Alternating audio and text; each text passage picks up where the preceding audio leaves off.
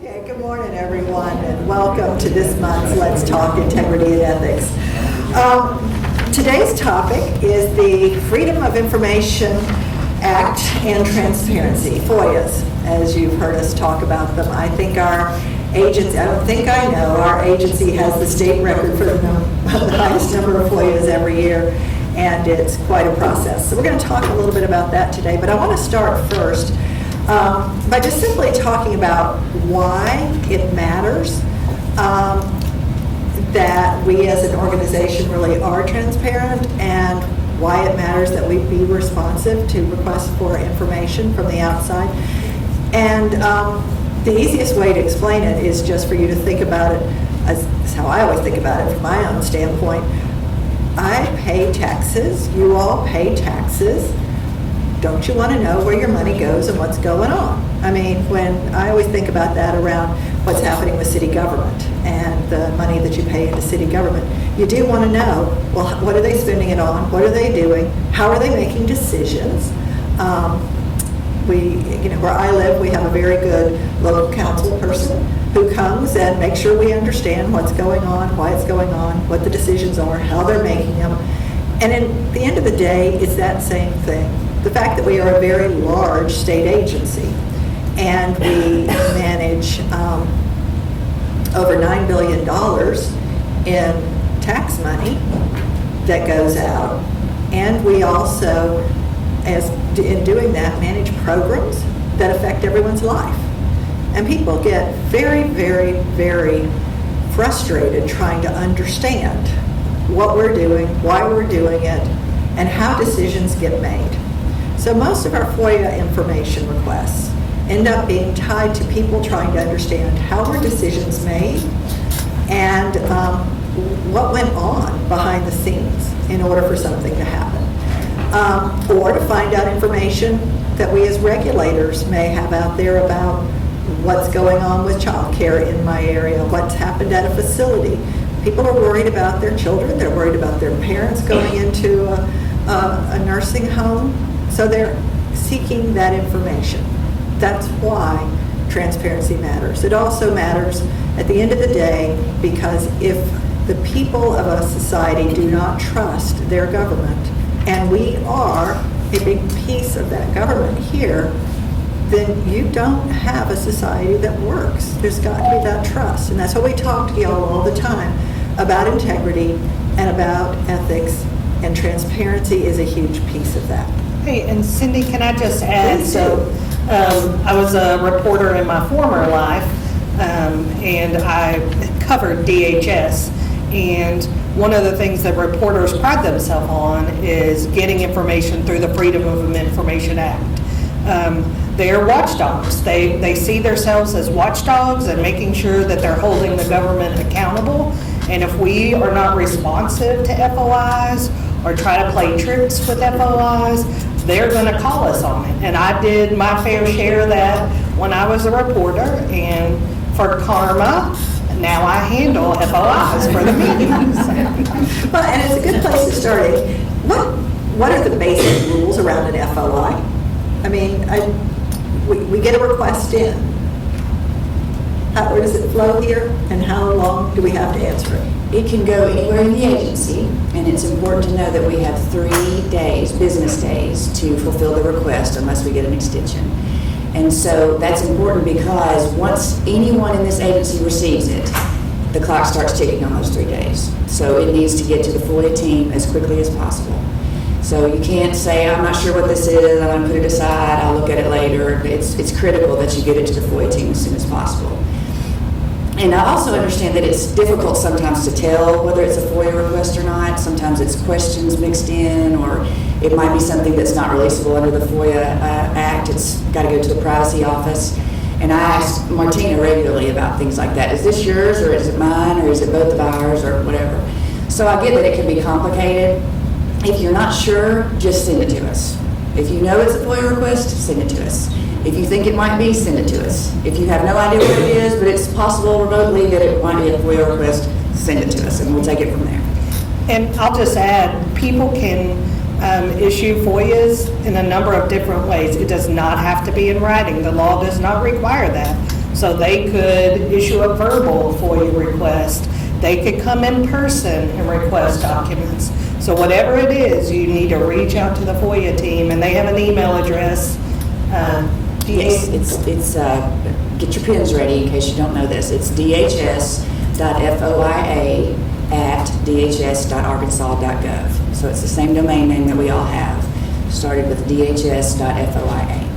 And then right on the front of the website, don't we have a place that people can go? I mean, Yes, it's there's a very link. visible. Yes, On the yes. front page of the website is a link if you have a FOIA request, and it takes you to fill out a form. So you can use that as an employee too, I would assume. Yeah, As an absolutely. easy way to send something in. And I think it's important for you all to know that anything that is done here at the agency is presumed to be a public record. So that includes, maybe your supervisor asked you to write a report. Maybe they've asked you to write a memo. The emails that you send each other each day.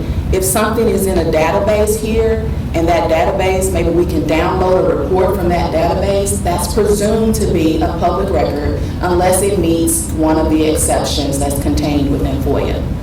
And what are those exceptions? So for example, if we receive an FBI request for some information, the fact that that subpoena came to us, if there is an investigation pending at the time, if there is something that is supposed to be undisclosed to the public, then we would not even recognize that we received that subpoena from the FBI or from the DOJ. Also, personnel records, you all's personnel records are frequently FOIA'd. And so if we receive one of those, we will redact your social security number, your driver's license number, your home address, things like that are not releasable under FOIA. Client information, I assume?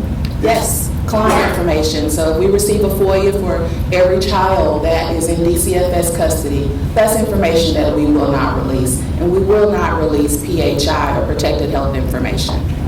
Also on the personnel records, we don't release evaluations or those types of things. Hold it up here. We don't release evaluations and things like that unless there's a particular reason.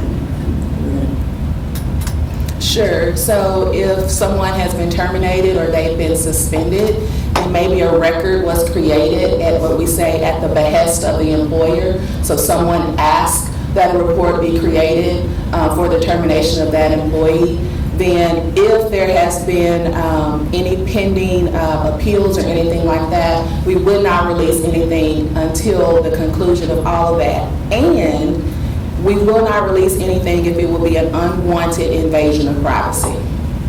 So the bottom line around some of what we can't disclose sounds like it is that or what you've been saying so far is, if you get something that in any way, shape, or form you think might be a request for information, you need to get it to the FOIA team.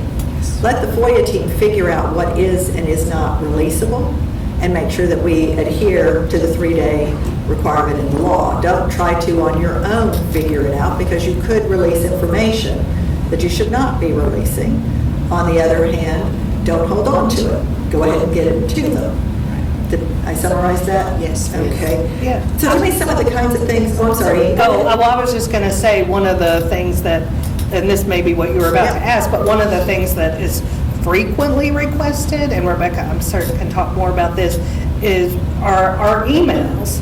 And I remember when I first got here, I'd been here maybe 6 months, and somebody requested my entire inbox, every email that I got. And I don't think it was Jason Peterson, but it might have been.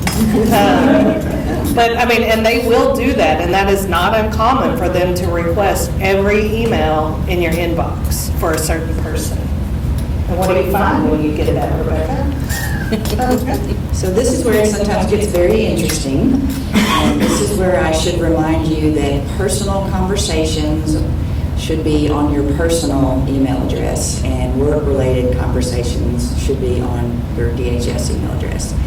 We have to read through, if someone makes a request for every email between Amy and me since September of 2019, we have to go through those and read every one of them. And the reason is because what Martina was discussing, we can't release any private health information or anything that's personally identifiable, like social security numbers or if someone's talking about their mother who's in the nursing home and her name is on there, we can't have anything like that. So we have to read through every one of those. And if you're talking about something that's inappropriate for a work email, we get to read it. So as much as you probably would not want us reading it, that's how much we don't want to be reading it. But, I know where Barnes & Noble is. I can go buy that if that's what I'm interested in. But I did want to stress one other thing back to the DHS, the FOIA email box. A lot of people I've had to work with on several requests multiple times, and Brian Doherty, who works on our team, and they will get something in the mail and send it, or in the email and send it directly to us, which I understand because you know us, but it's really critical that you send it to the official email box. Because if I happen to be out sick or he's on vacation, or it's possible that it could sit there in our email box with no one seeing it. Whereas the FOIA email box, numerous people see it. And we're not all going to be out at the same time ever, so that somebody's going to be working on it. Y'all, in the last year, you've had how many FOIAs? Well, it is February, and we are up to 1,200 in the past year and 2 months. So we had well over 1,000 just last year. And in case you're wondering, the winner is the Office of Long-Term Care. They get the most requests for, that's nursing home surveys and things like that. And the FOIA office is a close second. That's for email, everybody wanting to review our emails and see what we're talking about and how we came to certain decisions on policies, and if somebody had a backdoor way in and that's why they got the contract or things like that. And we just had, just last week, we had a reporter ask for some emails, and his lead in his story was internal DHS emails show. And really what they're doing, reporters and attorneys both, are looking for why we made a decision or how we made it. And that may be newsworthy or it may be soup-worthy in their mind too. And there's an important thing in what y'all are saying when you talk about, we say this all the time, but stressing again and again and again, don't include personal information in your emails. Because think about what they just said. Someone writes and says, I want to see every email around that has anything to do with anything going on with Arkansas Works work requirement, just to make something up, okay? That is thousands and thousands and thousands and thousands and thousands of emails by, literally thousands of our employees. So while they have to get through all that, going through it, yes, if they find personal conversations that has personal information like my mother's in a nursing home and they have to redact her name, fine. But if it has personal information because it's a personal chat between you and someone else about things going on in your life, things you may not really want people to know about, that's not redacted, okay? Please understand that. That is not covered under privacy. It is not redacted. And so it goes out, and it goes out to the reporter or to the lawyer or to the person who may have just requested it. Or your spouse who is in a contentious divorce with you and wants to see what you're talking about. That's releasable too. If there are conversations on there, they could get that too. We say all the time, remember, as a state employee, you have no expectation of privacy. So we just try to keep you warned of it because it is very real and it goes out. And it is not at all unusual to have something go out and a reporter may have been looking, because we can't go through and make the judgment for the reporter as to what's relevant or not. The law does not allow us to do that. We just must release. Okay? So it gets released. And very often then reporters go through all these emails and they'll find something that they think looks interesting that is completely unconnected to what they started out looking for. And so they'll come back and start going down that road. So keep your private business private. Keep it outside of DHS emails. It's about as clear as we can say it. Or I've heard you say before, if you wouldn't want to read it on the front page of the newspaper, it shouldn't be in your work email address. So that's our 15 minutes. Hopefully this kind of helps you understand, also helps you understand why we have a public dashboard around FOIA, the FOIA team with 1,200 emails, which is unbelievable. But they are responsive, and all of y'all are responsive, and for that, I really, really, really commend the agency, because it is so important that we be transparent and that we do adhere to this law. So there is on DHS Performance Center, you will find the FOIA dashboard where they are keeping track of the FOIA requests coming in and showing the public what we are doing to meet the timeliness requirements. It's also why all of you have a FOIA liaison in your areas, who we think are the most wonderful, amazing people ever, because they help when these come in, because it is we have to get it done moment as a request comes in. So thanks to all of you who also then will get these, where you get the FOIA team going, we must turn this around, we must turn this around, drop everything, help us turn it around. And very frequently on these really large requests, a lot of folks come in to help out, and it is really, really appreciated. So, for us to comply with the law here does take all of us working together, and so we really do appreciate the way everyone takes this seriously. Right, if you have any more questions about FOIA, reach out to Rebecca Lee. And Rebecca is rebekah.lee@dhs.arkansas.gov, but she's the head of the FOIA team here, and she can answer any and all questions you may have. And we will put out periodically little reminders about all this. Thank you all for joining us today. We appreciate it.